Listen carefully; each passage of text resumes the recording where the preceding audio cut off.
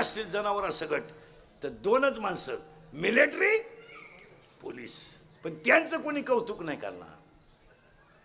हे बिघडाया जाणार व्हाय व्हाय व्हाय व्हाय व्हाय सारखा सारखा सारखा आणि आले साहेब.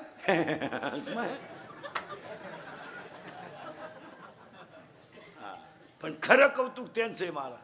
आणि खरी मदत गरिबाचीच आहे.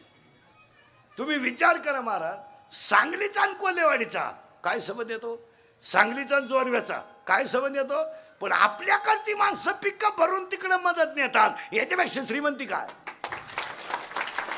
हे फक्त आपणच करावं महाराज. आणि गरीबच करतो, श्रीमंत नाही करीत. श्रीमंताचं ह्या बाबतीत विषय नाही. त्यांना गाव बिघडोय सांगा फक्त. बोंग्या करून द्यायला सांगा. बोंग्या बोंग्या करतील पण अशा कामाला नाही. नाही तर खऱ्या पंक्ती. अरे आजही तुम्ही जा ना गरीबाच्या घरात, 15 माणसाचा स्वयंपाक 15 मिनिटात. ए पिठलं भाकर पण दणकून. ठीक आहे.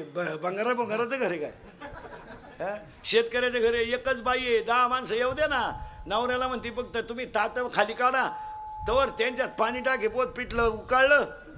तिच्याकडे काही जजमेंट थोडं नाही. एका याच्यावर भाकरी चालू, एका याच्यावर पिठलं ठुलं. तिचं आयडिया लय भारी राहते. इकडली करता येऊ टाकणार, तवर इकडं कढईत पाणी वाचणार. इकडली भाकर खाली लावणार, तवर पीठ खालावणार. इकडची मळाया सुरुवात करणार, तवर मीठ मिरची टाकून झालं पीठ. करा बरं ताट, झालं जेवण. हे श्रीमंत हलकट माणसं मोजित.